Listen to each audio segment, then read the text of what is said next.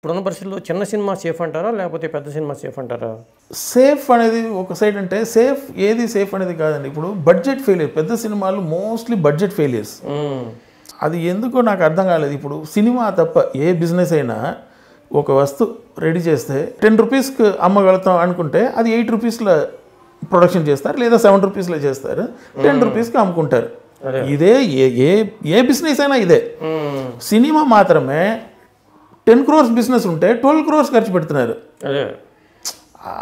So అది mostly ఏంటంటే budget ఫెయిలియర్స్లో అది ఇంత పోయింది అంత పోయింది, నెక్స్ట్ దాంట్లో కవర్ చేద్దాం ఇలానే ఉంది. లేదు దానికి మించి సూపర్ హిట్ అయిపోయింది, అక్కడ బిజినెస్ అయింది ఇక్కడ బిజినెస్ అయింది. కొన్ని సినిమాలు కూడా ఉన్నాయి అది ప్రూవ్ చేయడానికి. చిన్న సినిమాలు మంచి సినిమాలు అంటే ఇది ఇప్పుడు వరకు ఏంటంటే దానికి ఒక అటెన్షన్ లేకుండా పోయింది. అది చూడడానికి రారు థియేటర్కి ఫస్ట్ ఆఫ్ ఆల్ అన్న ఒక ప్రాబ్లం.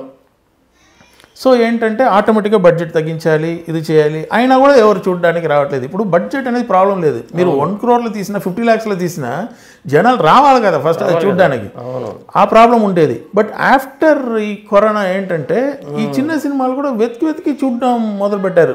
ఆడియన్స్ కూడా అనేది దాదాపు 40 లక్షల్లోనే తీశారంటున్నారు. అది అంత బడ్జెట్లో తీసిన సినిమాలు కూడా బాగానే చూస్తున్నారు. అదే. సో అక్కడ ఏంటంటే బడ్జెట్ అనేది కాదు, ఫైనల్గా ఆ ప్రోడక్ట్ బాగుందా లేదా, బాగుంటే మౌత్ టాక్లోనే టక్ టక్ టక్ స్ప్రెడ్ అయిపోతుంది. ఇప్పుడు అందుకే ఇందుకు ముందు ఎవరి దగ్గర ఉంది నెట్ఫ్లిక్స్, అమెజాన్ ఇవన్నీ ఎవరి దగ్గర లేదు. ఇప్పుడు కంపల్సరీ లాగా అయిపోయింది. చూసి ఏదేదో లాంగ్వేజ్ సినిమాలు చూస్తున్నారు, అందరికి ఎక్స్పోజర్ ఎక్కువ అయింది. కాబట్టి ఇప్పుడు థియేటర్ రిలీజ్ అయితే కూడా ఈ రెగ్యులర్ సినిమాలు రెగ్యులర్గా కొట్టుకోవడం ఇదంతా ఇందుకు ముందు ఉన్న అంత ఎంకరేజింగ్గా ఉండదు. కొన్ని ఏదో డిఫరెంట్గా ఉందంట ఆ సినిమా అనే దానికి అటెన్షన్ ఎక్కువ ఉంటుందని నేను నమ్ముతున్నాను. ఎలాంటి సినిమాలు అంటే చేయడం మీకు ఇష్టం? అసలు నాకు కొంచెం సైకలాజికలీ ఏదైనా డీల్ చేయడం ఇష్టం అండి. సైకలాజికల్లోనే థ్రిల్లర్ కానీ, లేదా దాంట్లోనే ఒక ఫ్యామిలీ వాల్యూస్లోనే ఒక ట్విస్ట్ ఇచ్చి ఇది నా స్టైల్లో ఒక బ్యాంగ్ ఇవ్వడం కానీ, బట్ ఏదైనా ఒక హార్ట్ టచింగ్ ఉండాలి, at the same time cinematic bang ఉండాలి దాంట్లో. ఇంకోటి క్లైమాక్స్ అనేది కంపల్సరీ బాగుండాలి అనేది నేను కొన్ని కథలు అయితే క్లైమాక్స్ అనుకుని వెనక వచ్చి కథ చేసుకుంటాను. ఎందుకంటే మనకు ఫైనల్గా వస్తున్నప్పుడు మెయిన్లీ చిన్న సినిమాలకి, పెద్ద సినిమాలు అయితే పెద్ద చేస్ ఫైట్ దాంతో ఫినిష్ అయిపోద్ది. చిన్న సినిమాలు అన్నప్పుడు ఆ క్లైమాక్స్ భలే ఉంది కదా అన్న మూడ్లో బయటకు రావాలి. అదే.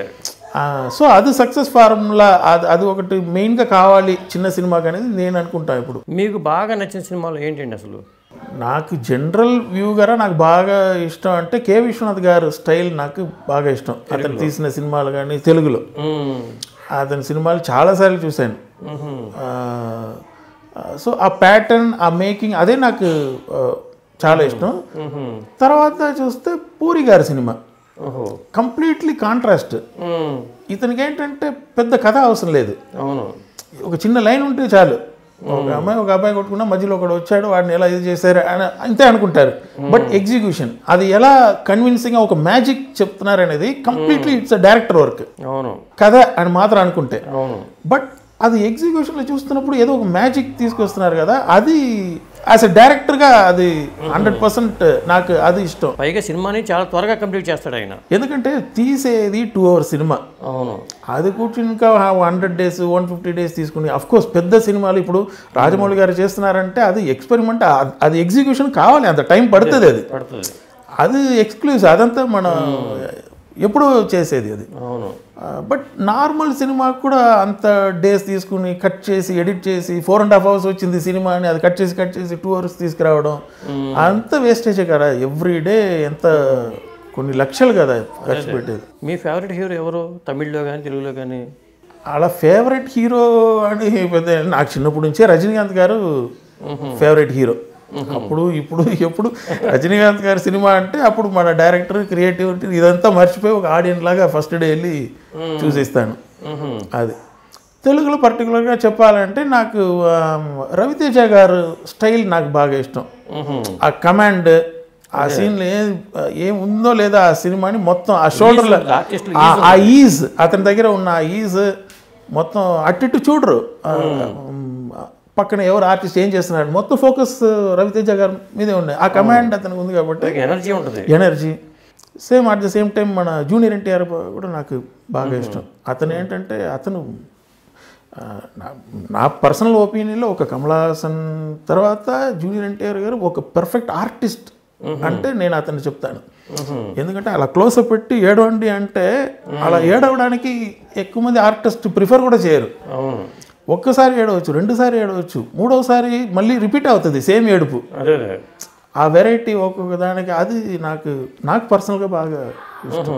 ఇలాంటి ఇంట్రెస్టింగ్ వీడియోస్ కోసం తప్పకుండా మా ఛానల్ని సబ్స్క్రైబ్ చేయండి.